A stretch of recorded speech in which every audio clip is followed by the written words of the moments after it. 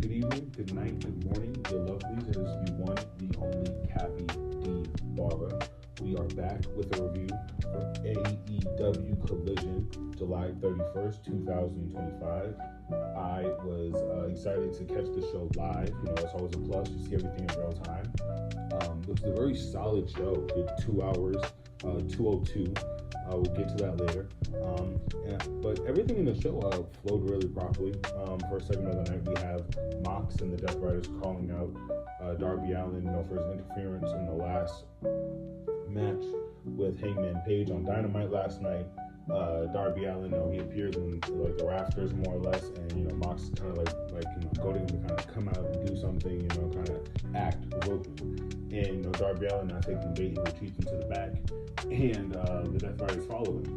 And throughout the, I'm sorry, I don't mean to laugh, but throughout the storyline, we're going to see where this story goes. I think it was very funny. I think it was very entertaining. Right after that, we get a segment with Paragon. Paragon, now missing Adam Cole, unfortunately, due to his injury. It is only there's only 2 members of Paragon, and they are very upset about the situation at hand, being that they're down a man and they kind of feel a little uneven in the entire scheme of the trio kind of faction world building around them in the tag team division. And there seems to be a bit of a rift in the Paragon. One half of them wants to, kind of not envelop into the conglomeration, but kind of join forces with them. And the other half seems a little bit hesitant on even joining anybody at all. We even see this with the segment later involving the conglomeration and Willow Nightingale. It's just a very lax effort from at least 50% of the Paragon. I'm blinking on the names right now, y'all. Sorry about that. This is a bit of a late recording. We move on to our next segment. It is a Gates of Agony. Gates of Agony go up against a Brodino. Baller fucking match, y'all. Baller fucking match. Gates of Agony, I will say they moved a little slow, but I want to say maybe that's their style. They were working big, but it felt a little unnatural. Some of the spots were a little sandbag, but that really could just be due to anything, right? That literally could just be due to anything. Very, very good match all around. I was very solid. I was very pleased with what everybody was able to put on. What everybody was able to put on performance-wise, I think was flawless.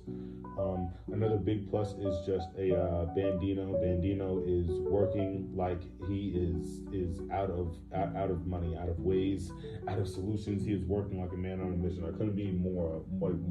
And the showings from Bandino recently have been nothing less than flawless, and it is a pleasure and it is an honor to watch him and see everything that he could put on just on a nightly basis.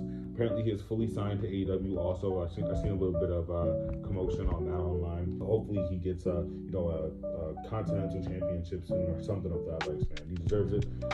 Right after that, we move on to Lena Cross and Chris Statlander. This match was a little short, but Lena Cross, she, again, unfortunately, she did get a jobber entrance, but I'd make sure to get her name. And apparently, she has a really massive following in the Aussie circuit, so big up to that. There's probably loads and loads of footage out there on her that people use as teaching material.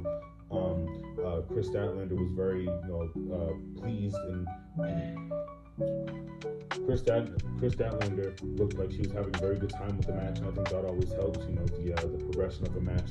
She looked like she was having fun, not only with Lena. It was a pretty short match, but just the crowd, the acknowledging Lena. She really wanted that for Lena. I really can't compliment Chris enough. Chris is such a sweet, and it's interesting. Her character is a rough kind of standoffish kind of tweener, but you can see in that range, just moments like that, her just having the crowd get hyped up for Lena, who quote unquote got the job entrance. Really, really solid stuff in that. Really love Chris Statlander for just the small things like that. But for the small details such as that, we do see Willow past Chris Statlander, kind of something that I hope had happened. Right? I'm telling you guys, Tony has to be watching this. I'm I'm telling you, he has to be watching this podcast. Please subscribe to him. Please subscribe. All right? I know you're watching, brother. All right. Willow and Chris Statlander, they kind of brush past each other, and Willow kind of cheers her on. Chris kind of just acknowledges her, moves on. You know, she doesn't go insane like we all assumed that she would do, being that she did call her out, you know, last week, but you know, neither here nor there. Willow has a really great fucking match with Thecla. Like, Willow Nightingale is arguably one of the best wrestlers in AEW. I mean, I can't keep saying everyone's the best wrestler in the world, right? And I know you guys are gonna hate me for that one of these days, but she is one of the best wrestlers in AEW, hands down. Her fucking ring work, and even just like the graps, man, the graps, like how she locks up and how she can understand each opponent she's going against, like so flawlessly and so effortlessly. Like she can make chemistry on a dime's notice, and it just, oh man, it's such a fucking, it is a pleasure. It is a pleasure to see. I know I keep saying that word, but man, but like I've been nothing less than just taken aback by everything that she's been able to put out. Essentially with Thecla. Thecla is a fucking beast. She's a hooper. She has this insane suplex, kind of onto the outside area, I believe, and then she just like she boar farms, and it's just like, oh, like her abs are just, it's like, yo, Thecla's fucking heat, man.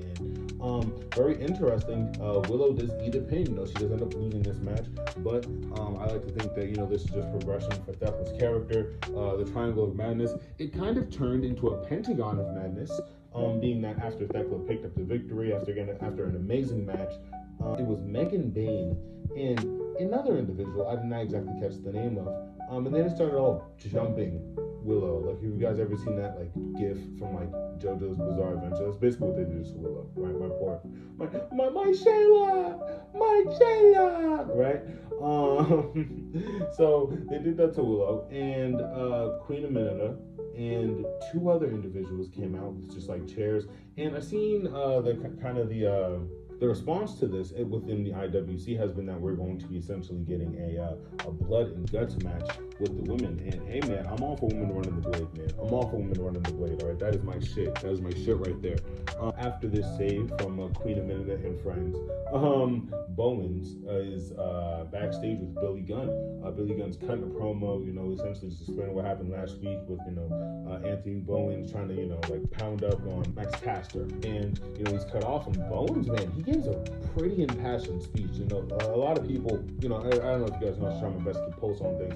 A lot of people aren't really like connecting with his story, but I think this kind of like vengeful kind of like look at my accolades, like look at what I can do, look at my potential, like this kind of like chip on my shoulder kind of character. I kind of think these are some of the best aspects of an LA Knight. Yeah, and I'm here for it, man. I'm here for it. Anthony Bowens, again, he's a killer in the ring, and his promo work is not that bad, man. I think if we put a good story behind him, I think it'd be really something really solid. Even with a Max Caster, I'm here for it, man. We'll get to Max Caster a little bit later in the card. FTR goes up against Bang Gang. Really good match. This match had a lot of really solid near falls, and shout out to the Chicago crowd for staying in tune. Not Chicago crowd, because they stood 10 for every single one of these near falls. And FTR, again, one of my more preferred teams. Like they are hoopers. They're hoopers through and through, and what they can put out on a nightly basis.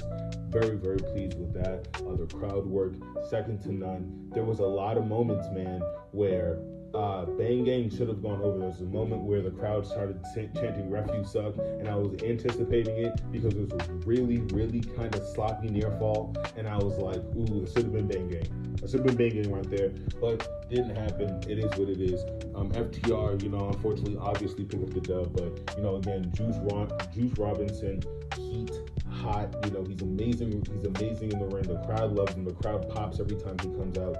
Austin Gunn, the second his brother heals up, you know, is getting a proper Guns, run for the titles are going to be amazing against the Hurt Syndicate. I'm here for it, man. I'm here for it. Everything about this card so far has been baller.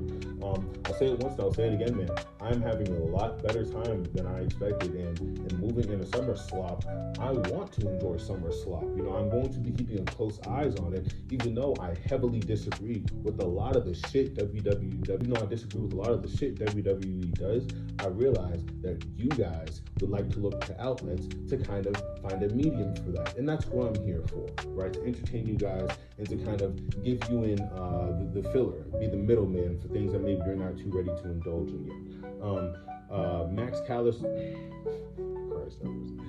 Max Caster has a match. He has an open challenge.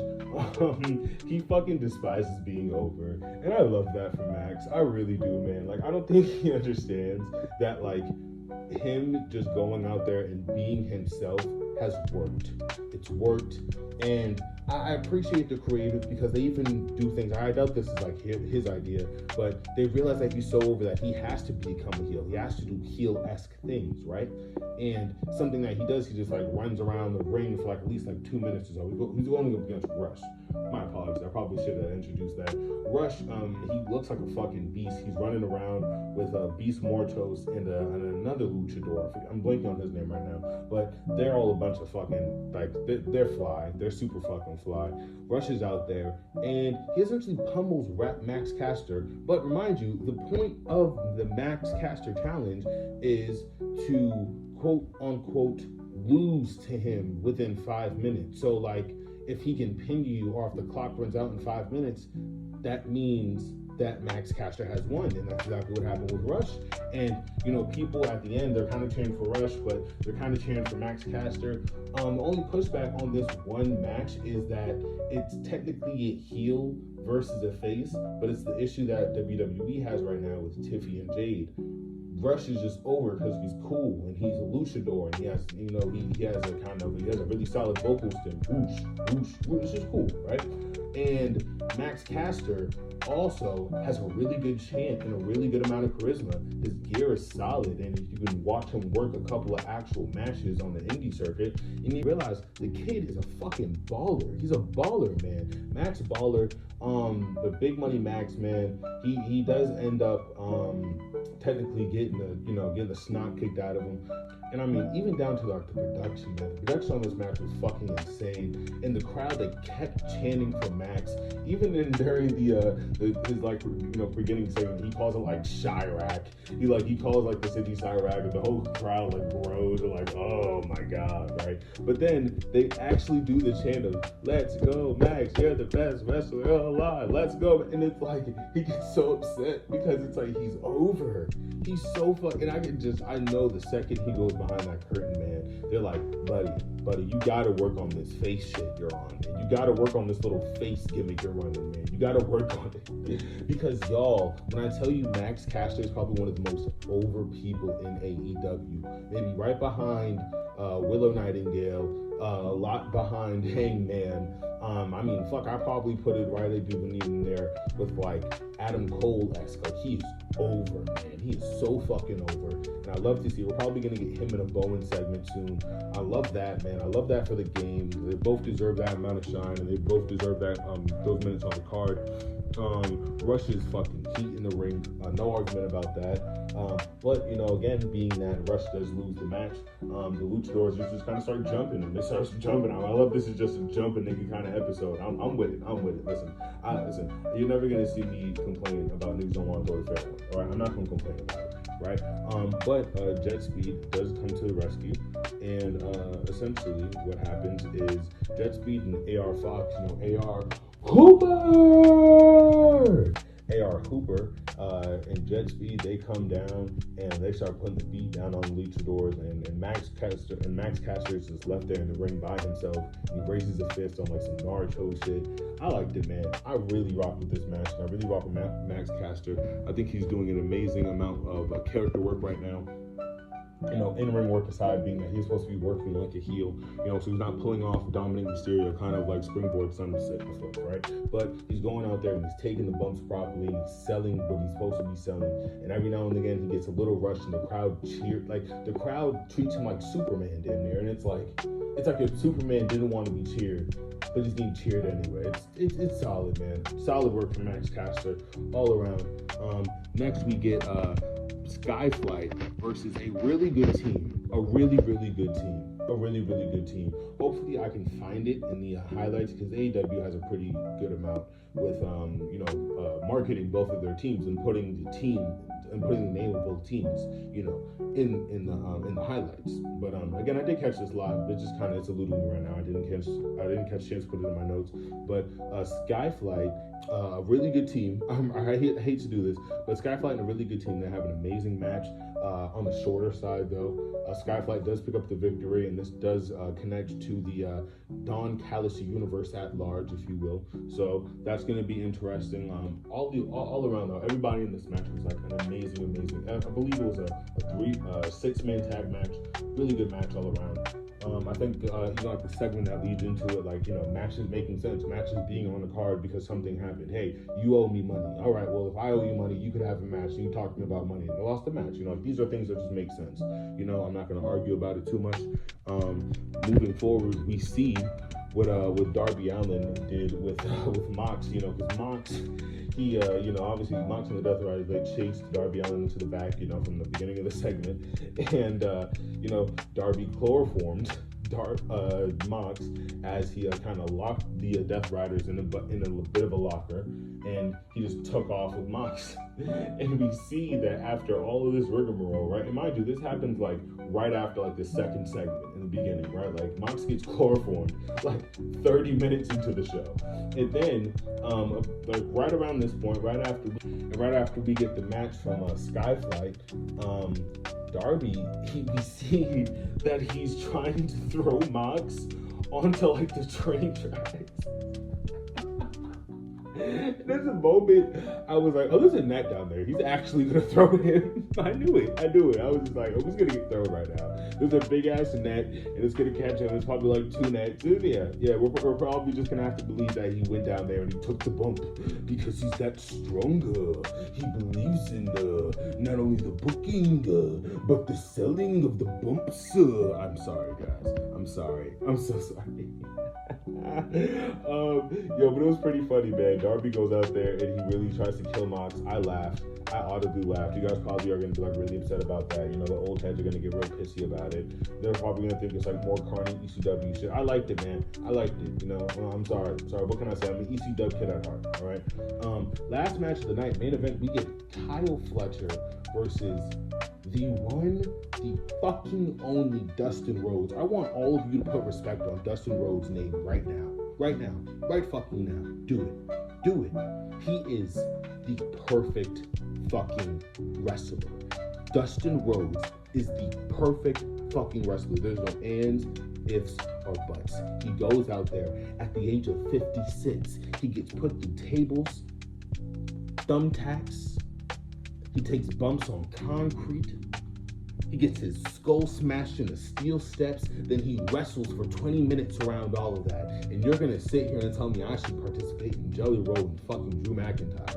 We're going to touch on it briefly since we have the opportunity. I assumed Drew McIntyre not having his passport would be a work, so he wouldn't have to be in this god-awful match. But now, did do that shit as a work. WWE made a couple of phone calls and said, listen here, my little Scottish nigga, you're wrestling this match. I just called 3 people in 3 different sectors of the government. You're fine. Get on the plane. We can figure it the fuck out. I guarantee you that's almost what happened. Oh, man. To even think that he has to participate in that match, man, it breaks my heart. It breaks my fucking heart. And everyone's trying to give Jelly Roll slack. Man, this spot deserves to go to so many other fucking wrestlers. And for it to not go to anybody else simply for sponsor reasons, you can't sit here and justify that to me. You can't. You want to make Jelly Roll an actual wrestler? Put him in a fucking tag team with the Dragon League. An Owen Hart tournament. Go do that for me. We're going to move on very shortly. I didn't mean to sidetrack from this amazing fucking match with Dustin Rhodes and Kyle Fletcher.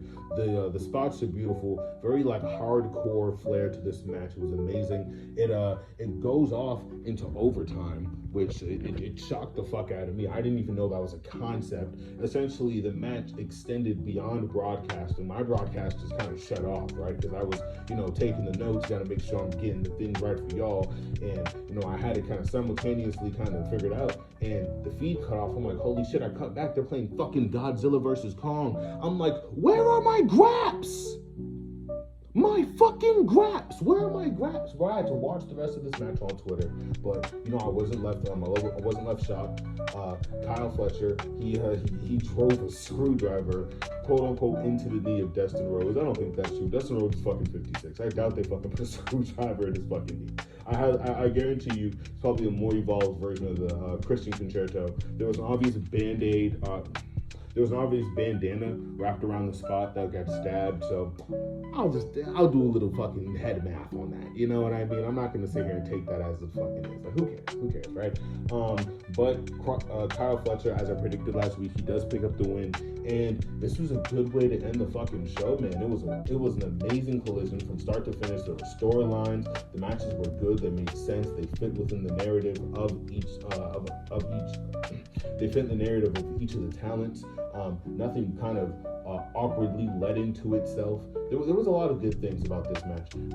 There was a lot of good things about this show and this back-to-back format. I understand it's not maybe the most profitable to do, two shows within 48 hours, But, if it happens to be profitable, I think Tony Khan should go forward with it. I think it's an amazing setup. A lot of the fans seem to be happy with it. A couple of fans are complaining that now there's no more actual wrestling to watch for the rest of the week. But, I think you guys just kind of have to suck it up because I think stories leading in from A to B this seamlessly, like us getting Hangman in the mock storyline with Darby in 48 hours is a blessing from the wrestling gods. And I'm not going to take it for advantage. I'm just simply not. Time watching the show again, I'm always surprised when Tony Khan is able to put on something competent. Only because I know that he does have his flaws. So when it is something I enjoy so much, it's like, damn, like you still got it, my boy. You alright, white boy, you alright. But we still ain't gonna talk about what the fuck you did to Swerve. We ain't gonna talk about that. All right, we're gonna put that in the vault. All right, we're gonna keep that in a separate secret, like space and time. All right, because I thought she was gonna put the same shit with Hangman. All right, I would have lost my shit. But you know what, Tony? You my nigga. We cool. All right? I don't know if you could say that because, well, you Middle East. We're not going to get into that. We're not going to get into that right now. Hey, man, AEW Collision, July 31st. It was worth the watch, and I had a really good time, or a really solid time, and I was fairly entertained, and I'm looking forward again to Dynamite, seeing what we can push forward for Forbidden Door. July 27th. I'm very much looking forward to this tag tournament, seeing where that leads. Realistically, it's probably going to be FTR versus the Young Bucks. Maybe the Young Bucks goes over. Maybe FTR goes over. Who knows? I think both of those teams are despicable enough for the victory to hit. Same thing with Swerve and Okada. Super hyped for that. There's a lot of things I'm looking forward to, man. Takeshita is still performing in the G1, if I believe. So that's also going to be amazing when he comes back eventually. There's a lot of ups, man. A lot of ups to look forward to when it comes to AEW right now. And I would say that the power is back.